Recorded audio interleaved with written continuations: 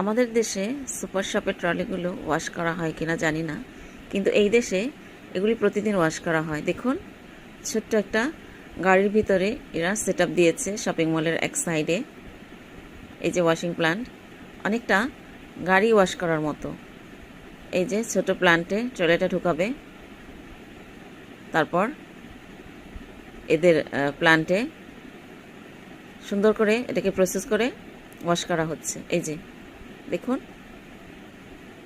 এরা কতটা স্বাস্থ্যসম্মত, সব কিছু নিয়ে তাদের কত ভালো চিন্তা, যেটা আমাদের দেশে মানুষ শুধু কথা বলে কিন্তু এই ধরনের কোনো প্রসেস কখনো করে না। এই যে সাদা গাড়িটার ভিতরে পানির ট্যাঙ্কি, আদার্স প্রসেস, এই যে এখানে সব সেট আপ দেওয়া শপিং মলের এক সাইডে।